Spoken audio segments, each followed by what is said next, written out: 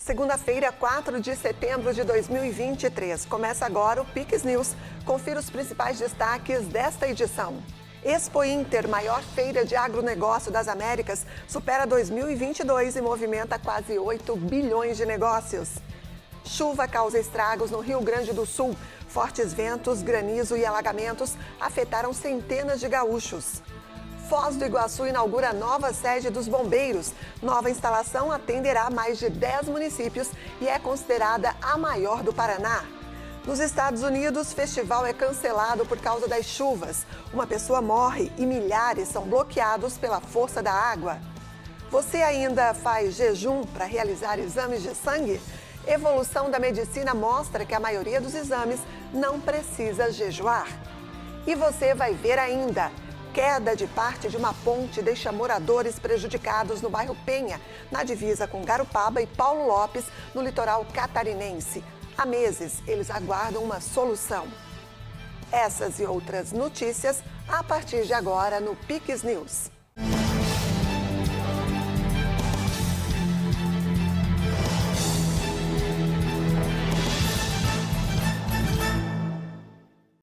Olá, boa noite. Obrigada pela sua companhia.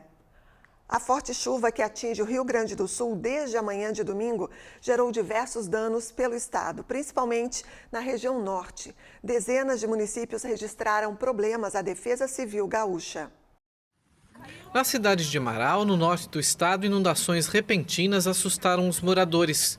Com a cheia do rio, essa passagem foi bloqueada e uma ponte foi destruída pela força da água. Há registros de queda de árvores em Caxias do Sul, na Serra Gaúcha, e queda de granizo em Palmeira das Missões e em Sarandi, onde 160 pessoas foram afetadas.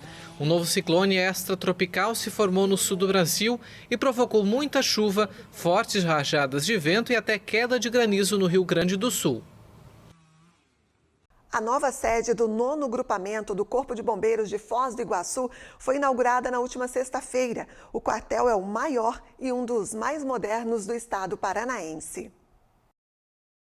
A unidade vai centralizar o serviço administrativo e operacional de Foz do Iguaçu e de mais 10 municípios da região oeste, trazendo mais agilidade nos atendimentos das ocorrências. O governo do estado investiu cerca de 27 milhões de reais na construção, que foi iniciada em 2021. De acordo com o governador Ratinho Júnior, o investimento faz parte da estruturação das forças de segurança do Paraná. Essa é uma reestruturação que o nosso comandante Vasco, que é o comandante-geral do Corpo de Bombeiros do nosso estado, juntamente com o secretário de Segurança Hudson, nós estamos fazendo em todo o estado. Então, nós inauguramos já o Corpo de Bombeiros de Ivaiporã, que pega a região centro-norte do nosso estado. Estamos inaugurando hoje esse que é a maior estrutura de bombeiros do Paraná, aqui em Foz do Iguaçu, que vai atender 11 municípios. Fizemos toda uma contratação de 400 profissionais, 400 bombeiros, que já estão à disposição, inclusive, também do comandante Vasco, que está distribuindo esses bombeiros, novos bombeiros, para todo o estado do Paraná, para reforçar o efetivo.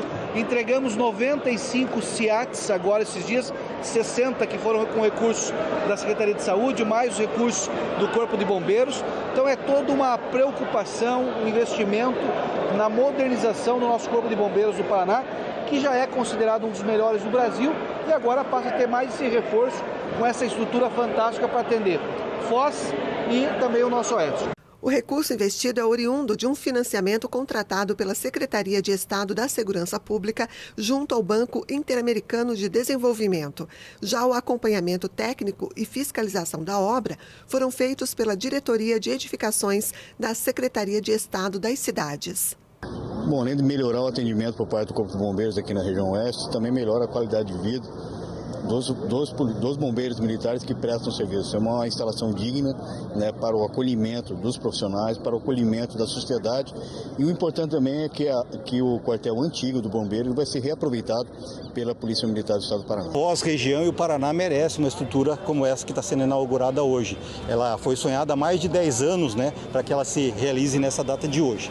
Com certeza melhorar bastante o atendimento a toda a população de Foz e região. Teremos nessa infraestrutura, como temos auditório amplo para 200 lugares, 2 salas de aula, sala de informática, ampla infraestrutura de atendimento ao público, salas. Então temos condições tanto de atender melhor a nossa população daqui da região, como também receber cursos e treinamentos, realizar seminários, tanto para bombeiros quanto instituições parceiras, de forma que com certeza a população de Foz e região ganha muito com esse investimento. Este investimento vai possibilitar que nós tenhamos um batalhão do Corpo de Bombeiros para atender Foz do Iguaçu, a região, a tríplice fronteira e, acima de tudo, preparar a nossa região de fronteira para os próximos 20 anos. Então, foi algo bem planejado, pensado exatamente no crescimento da nossa região.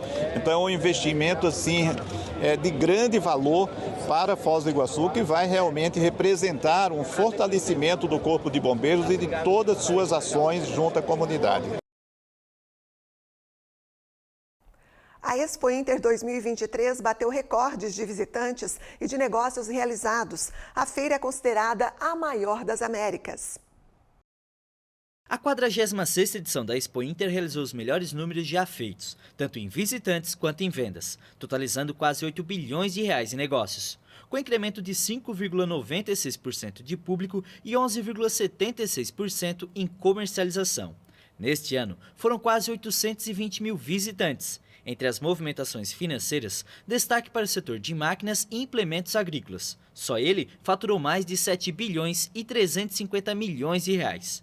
As categorias de artesanato, comércio em geral e agroindústria familiar também apresentaram crescimento. Apenas as vendas de animais e veículos não superaram a edição de 2022. Menos do que, eventualmente, o significado e a relevância de um número de um ano para o outro, dá a demonstração do vigor cada vez mais expressivo do agro, da pecuária, do Rio Grande do Sul, representado fortemente aqui na Expo Inter, e dá uma demonstração da consolidação cada vez maior desses setores todos. E, claro, é natural, na esteira dessa consolidação, a consolidação e efervescência da nossa Expo Inter. A edição de 2024 já tem data marcada, de 24 de agosto a 1º de setembro, com um desafio enorme em bater os números deste ano. E ainda hoje vamos te mostrar a situação difícil de moradores da comunidade da Penha, na divisa com Garopaba e Paulo Lopes, no litoral catarinense. Há meses eles aguardam uma solução de travessia, já que parte da ponte da comunidade caiu. A gente fala também sobre as eleições em Brusque. E veja a seguir, com a evolução da medicina, a maioria dos exames de sangue elimina a necessidade de jejuar. Depois do intervalo, voltamos já.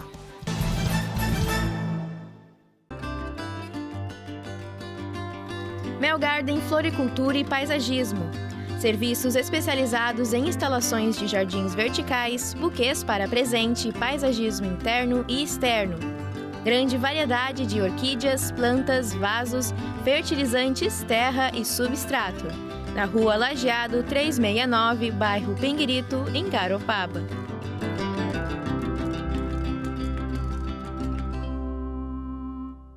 Já pensou em estar em um lugar assim? É que visitar minha morada é viver um sonho acordado.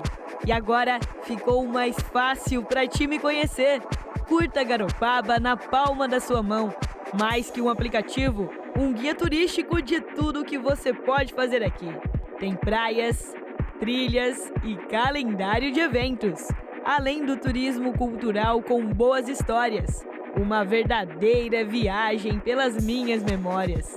Isso tudo sabendo se tá quente, se tá frio, com a previsão do tempo. E até notícias, informações do horário de ônibus e de telefones importantes.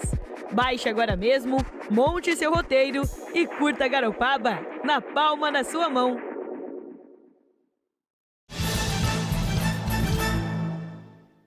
Olá, estamos de volta. Agora vamos com notícias internacionais. Uma pessoa morreu e milhares ficaram bloqueadas no domingo no deserto de Nevada, nos Estados Unidos, depois que fortes chuvas transformaram o festival Burning Man em um mar de lamas. O festival Burning Man terminou de forma caótica no domingo. Uma forte tempestade atingiu o local no deserto de Nevada, no oeste dos Estados Unidos, causando uma morte e deixando milhares de pessoas bloqueadas. Os organizadores foram obrigados a fechar as portas da Black Rock City, nome do local, e os participantes não puderam entrar nem deixar o evento. Uma mensagem da organização pedia que os presentes economizassem água, alimentos e combustível e buscassem um abrigo aquecido e seguro. Todos os espetáculos previstos foram suspensos, incluindo a queima da gigantesca estátua de madeira instalada no centro do local, que marca o encerramento do festival e que dá nome ao evento. No ano passado, o festival enfrentou uma intensa onda de calor e fortes ventos que já dificultaram a experiência dos participantes do evento. Criado em 1986 em São Francisco, o Burning Man pretende ser um acontecimento sem definição determinada, no meio do caminho entre a celebração da contracultura e um retiro espiritual. E as chuvas torrenciais que também afetaram a Espanha desde o fim de semana deixaram um morto e 2 desaparecidos até o momento. O primeiro-ministro do país, Pedro Sánchez, pediu que a população tenha cautela.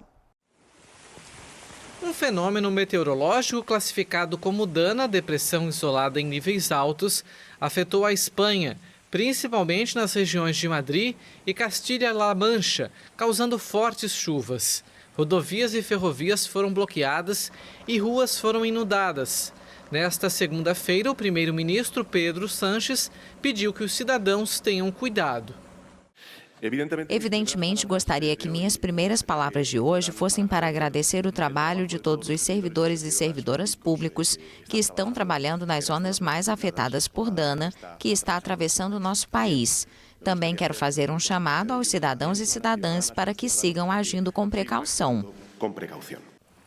Uma morte foi confirmada e há pessoas desaparecidas.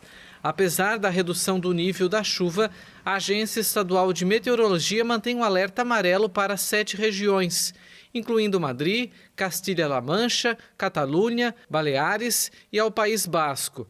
As autoridades de Madrid pediram à população que permaneça em casa na medida do possível, para evitar deslocamentos na capital, cujos acessos de entrada estavam em colapso nesta segunda-feira. No domingo, os habitantes de Madrid receberam um aviso de emergência inédito nos telefones celulares, com pedidos para que não utilizassem os veículos e continuassem em casa. Bombardeios e tiros de artilharia mataram mais de 20 pessoas no Sudão durante o fim de semana. Imagens mostram fumaça saindo de bairros densamente povoados da capital. Mais mortes de civis foram registradas no Sudão em meio ao conflito que dura desde abril. Disparos de artilharia entre o exército e os paramilitares mataram 5 civis em Khartoum, onde os combates se concentram em bairros densamente povoados. Há quase 5 meses, moradores da capital enfrentam cortes diários no abastecimento de água e energia elétrica. Mais cedo, o Comitê de Resistência do bairro de Kalakla anunciou um balanço de 20 civis mortos em bombardeios aéreos de sábado contra o distrito. O Comitê de Resistência é um dos grupos pró-democracia que, desde o início do conflito, adotou sistemas para ajudar vizinhos. A guerra, que explodiu em 15 de abril entre o exército, liderada pelo general Abdel Fattah al-Burhan, e os paramilitares das Forças de Apoio Rápido do general Mohamed Hamdan Daglo, provocou mais de 5.000 mortos, um número considerado subestimado, e 4,8 milhões de deslocados e refugiados. Sabia que nem sempre o jejum é necessário para quem precisa fazer exames de sangue? Consultamos um especialista para tirar as dúvidas sobre o que pode e o que não pode na hora de se preparar para realizar a coleta sanguínea. Confira na reportagem. Você se alimentou ou acabou tomando água e desistiu de ir até o laboratório coletar sangue?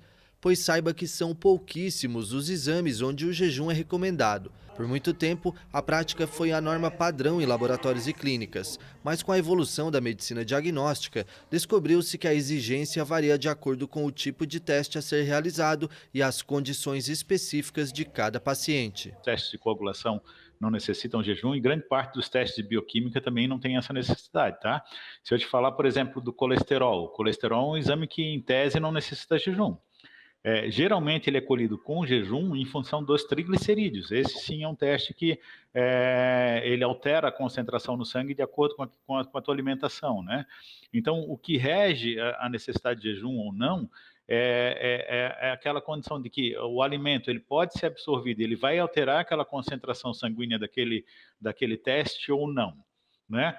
2 testes, basicamente, hoje são aqueles que envolvem essa questão dessa alteração, a glicose e o triglicerídeos. Então, varia muito da estratégia do médico e é claro, isso a gente está falando a grosso modo, Eduardo. Se a gente for trazer isso para a questão da necessidade do médico, essa sempre é imperiosa, né? Se o médico define que quer uma determinação em jejum, a gente opera dentro dessa linha de acordo com a solicitação do clínico. Os valores de referência dos exames de sangue são estabelecidos com base em pessoas em jejum. Por isso, em alguns casos, o consumo de alimentos antes da coleta pode alterar temporariamente a composição sanguínea, prejudicando a precisão dos resultados. Compreender quando o jejum é de fato recomendado para exames de sangue é essencial para garantir resultados precisos e diagnósticos corretos. As orientações médicas devem sempre ser seguidas e consultar o laboratório antecipadamente, antes do procedimento, pode auxiliar no caso de dúvidas. Para alguns exames pode influenciar dentro da lógica e da estratégia do médico, tá? Então, mas são pouquíssimos, tá? Quando a gente fala dentro desse cenário, a gente está falando do intervalo de 4.000 exames, mais ou menos, a gente conta em dezenas aí os exames, talvez não dê uma mão aí que quem haja necessidade realmente de jejum, tá? Glicose e triglicerídeos seriam aqueles que sofreriam um impacto maior. Agora, a gente sempre recomenda, se o cliente chega num laboratório e ele há uma recomendação médica para fazer o procedimento dentro de determinadas condições, e ele não chega dentro dessas condições, a gente orienta o cliente a cuidar dessa parte de pré-análise, que é fundamental, né, para que a gente entregue um laudo que seja coerente àquilo que é a expectativa do médico no final, né? Se nessa situação, mesmo assim, o cliente indica um interesse em seguir com a coleta, estando em desacordo com as condições, a gente pode efetuar a coleta, mas geralmente é colocado no laudo uma sinalização para o médico para que ele entenda que aquilo não foi coletado dentro daquelas condições de pré-análise que foram solicitadas por ele. O hemograma, um dos testes mais comuns no check-up médico, não necessita de jejum, mas muitas pessoas ainda têm dúvidas do que fazer antes do procedimento. E é bom a gente saber, uma vez eu fui fazer e tomei água, então é bom a gente saber a especificação do exame para que isso fique bem claro, né? Conforme a orientação do médico, né? Se for através de uma consulta médica aí, conforme a orientação dele. O jejum, conforme o tipo de exame, né? O que a gente segue essa orientação. O dia que eu vou fazer exame de sangue é totalmente jejum mesmo.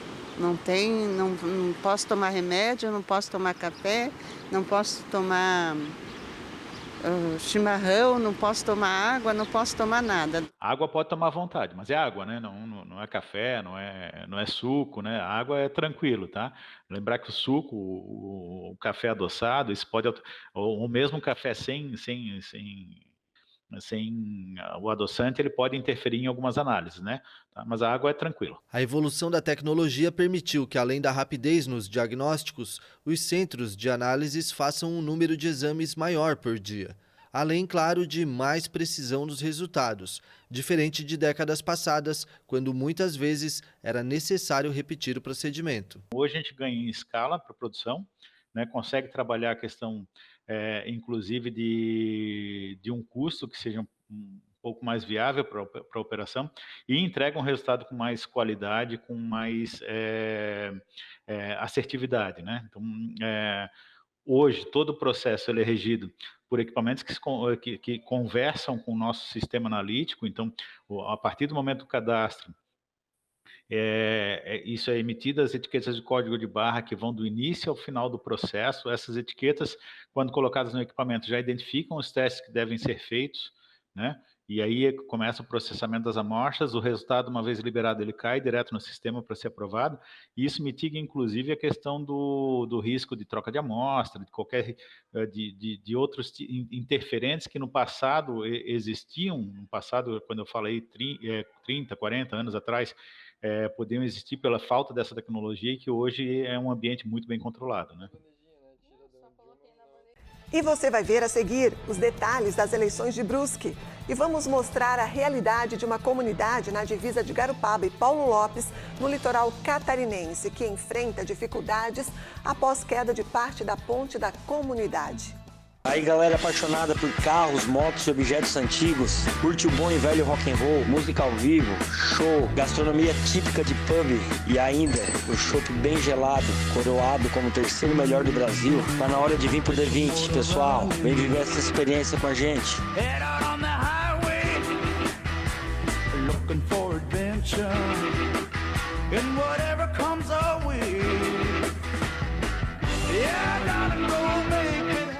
Somos a JJ Hotels Group. Com uma equipe especializada, vamos ajudar o seu hotel ou pousada a crescer nas vendas. Cuidamos de toda a parte de marketing e central de reservas, para que o seu hóspede tenha um atendimento privilegiado e a atenção que ele merece. Além de uma experiência de 10 anos no mercado, contamos com os melhores sistemas para o controle da sua hospedagem. Você se preocupa em receber os seus hóspedes, nós nos preocupamos em levar eles até você.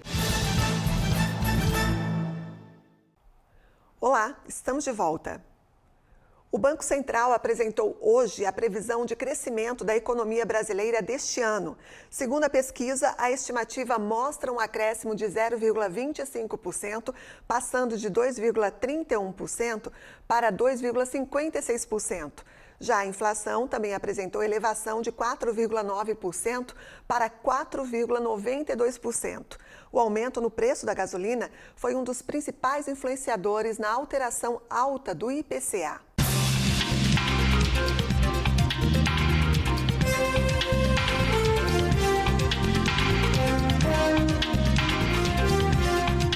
E agora nós vamos falar de política. No domingo, eleitores de Brusque, no Vale do Itajaí, elegeram um novo prefeito e vice. A direita saiu vitoriosa com a conquista de André Vec, que estava no comando da cidade, já que era presidente da Câmara. Assunto, claro, para o Tiago Pereira, que já está aqui conosco.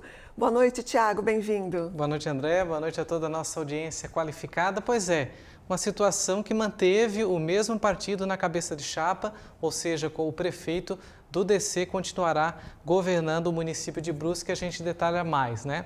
A chapa composta, portanto, pelo Democracia Cristã e pelo Partido Liberal do ex-presidente Jair Bolsonaro derrotou os demais candidatos, inclusive a chapa de Paulo Essel do PT, que tinha como vice o PSDB. A chapa Avança Brusque, em defesa da liberdade, formada também pelo Republicanos, fez 27.183 votos, ficando com 40,54% dos votos válidos. Em segundo lugar, ficou a chapa do Progressistas, com 18.716 votos, 27,91% dos votos válidos.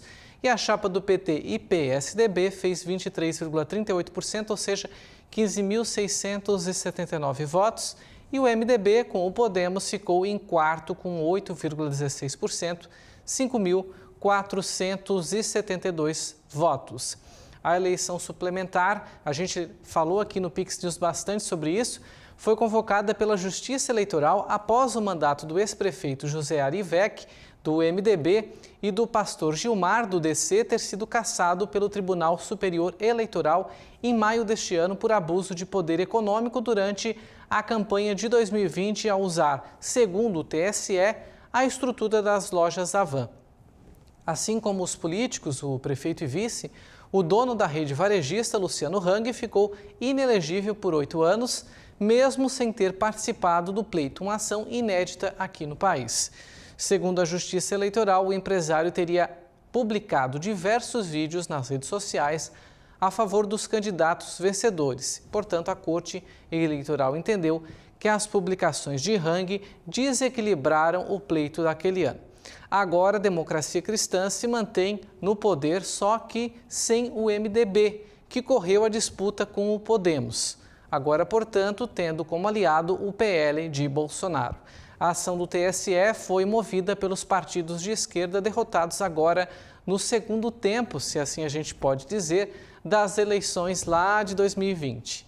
Nem mesmo a vinda de Geraldo Alckmin, vice-presidente, e do ministro Carlos Lupe fez o eleitor de Brusque mudar de ideia. Portanto, continua com o DC, Democracia Cristã, o comando da cidade de Brusque, uma ação inédita no Tribunal Superior Eleitoral que deixou inelegível um empresário que sequer tinha participado do pleito, e a democracia se fez prevalecer. O cidadão de Brusque disse que quer que a direita, portanto, permaneça no comando da cidade, deixando assim uma evidência tanto para o Partido Liberal, assim como o Jorginho Melo, né, governador aqui de Santa Catarina, que é do PL, que também derrotou, portanto, o PT nas eleições do ano passado. Uma vitória aí para a direita lá na cidade de Brusque, que agora será comandada por o candidato que já estava administrando a prefeitura, porque ele era presidente da Câmara e, seguindo o regimento do município, a lei orgânica, quem é o presidente da Câmara acaba assumindo a prefeitura quando o prefeito e vice saem dos cargos. Então, Brusque enfrentou umas eleições atípicas, né? Boa sorte, então, para o novo comandante do município, o novo prefeito, não é isso? É isso mesmo, André. Audiência, boa noite a todos. Muito obrigada, Tiago. Até a próxima. Boa semana para você. Continuando aqui com o Pix News, nós vamos falar agora sobre infraestrutura, mais precisamente sobre uma ponte localizada entre Garopaba e Paulo Lopes. Caída há mais de 2 meses, esta ponte que separa os municípios, repito, de Garopaba e Paulo Lopes, no litoral catarinense, tem prejudicado os moradores que já reivindicavam melhorias na estrutura, e isso há décadas. Um problema que já dura pelo menos 50 anos. Esta ponte já fez parte do trajeto sul da BR-101. Com a pavimentação asfáltica da rodovia federal, passou a ser utilizada pelos moradores da comunidade da Penha, na divisa entre os municípios de Garopaba e Paulo Lopes. Há cerca de 40 anos atrás, uma parte da ponte caiu, no lado de Paulo Lopes. A gestão da época tomou uma medida paliativa. A ação durou algum tempo, até que uma forte chuva no início do ano passado impossibilitou de vez a passagem de veículos pela estrutura de mais de 60 metros de comprimento. O final dessa ponte aqui era formado de madeira, que já apresentava problemas. Então, a Prefeitura de Paulo Lopes decidiu reformar, tirando todo o material de madeira já danificado e colocando essas pedras. Mas, por fim, acabou excedendo o peso da ponte, que danificou, e há mais de 2 meses permanece dessa forma. Aí eles vieram fazer isso aqui, com essas pedras, e por esse motivo quebrou a ponte. Por tanta pedra que eles foram jogando aqui, foram deslocando, e um paredão desses aqui quebrou e derrubou uma parte. Com a queda da ponte, muitos moradores do lado de Garopaba foram prejudicados, já que todos os dias precisam atravessar o rio. Afetou muito, porque a gente quer ir lá numa padaria ou quer numa farmácia, a gente não tem como ir aqui por baixo. Mas quando tem criança, a gente tem medo de trazer as crianças para cá. Passar todos os dias, ou, né, tá bem complicado. Pela BR não tem condições. Quem tem carro é bom, mas quem não tem, para nós foi bem complicado isso aí, ela ter caído. Sim, afetou bastante, né? Porque a gente andava de pé, né? Meu marido tem carro, só que ele trabalha, daí é ruim. Para nós lá embaixo é melhor, que tem posto, tem mercado, tudo dependemos da ponte, né? Para a gente andar, né? E eu também tenho a bebezinha para ir no posto, tudo, né? Ficou bem ruim para nós aqui. Outra forma de ter acesso ao bairro é pela BR-101. Mas devido ao grande fluxo de veículos, os moradores acabam optando pelo improviso. Pedaços de madeira e essa escada garantem a passagem, mas sem nenhuma segurança. Para quem tem medo de passar lá por cima, acaba optando em passar aqui por debaixo, o que não é tão seguro assim também. Eu e a Lúcia vamos mostrar para vocês como é que acontece. Vamos lá, Lúcia?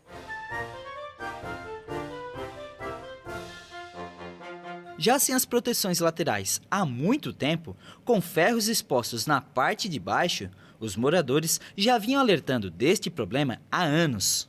E eu continuei fazendo o meu papel, porque assim, eu jamais ia aceitar um ônibus escolar com criança caindo dali de cima.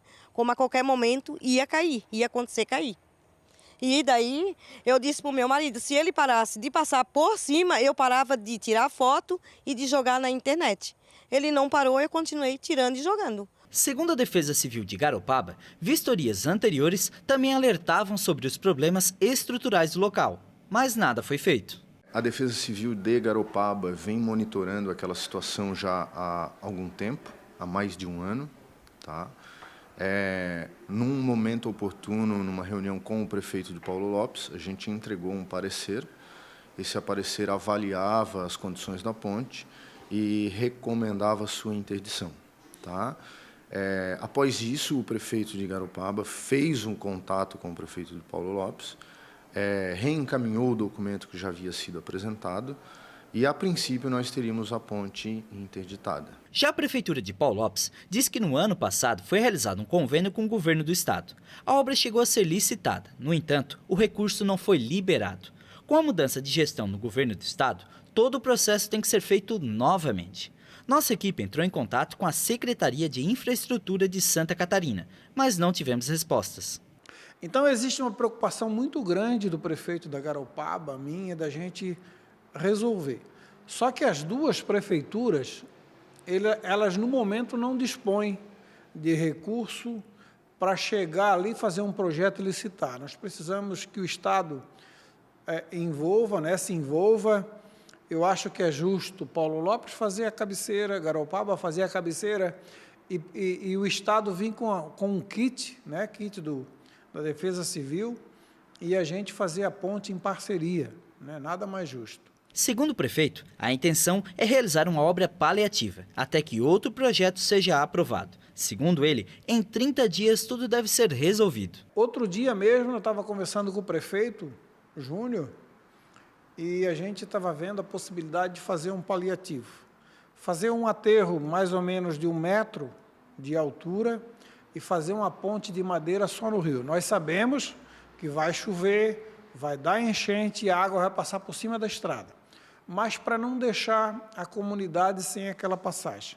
A comunidade ela tem uma passagem que ela tem que dar a volta pela BR-100, é um pouco mais longe, mas ela não está isolada.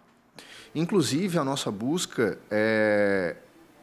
tenta trazer um novo traçado, porque algumas legislações criadas em 1985, né, e contidas no plano diretor do município, fazia essa previsão.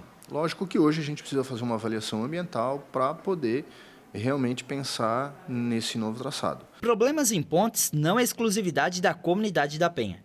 Bem perto dali, no bairro Ressacada, também fazendo divisa entre os dois municípios, esta ponte também apresenta defeitos. Madeiras danificadas, pregos à mostras, são alguns dos alertas. Aqui embaixo a gente consegue perceber a infraestrutura dessa ponte. São 6 toras que fazem a sustentação dela. Mas devido ao tempo que elas já estão aqui, algumas delas já estão começando a apodrecer, o que afeta diretamente na segurança de quem passa em cima dela. A nossa busca não é em manter aquele pontilhão. Tá? Nós vislumbramos talvez um pontilhão, um kit de transposição com o governo do estado, só que para isso a gente precisa ser afetado por algum desastre. Em teoria, eu preciso que aquele pontilhão caia. Tá? Por que não foi feito nada até o presente momento? Porque não é só o pontilhão que tem problema. A via, logo após o pontilhão, ela está inserida na área de inundação e várias vezes a água passa por cima dela.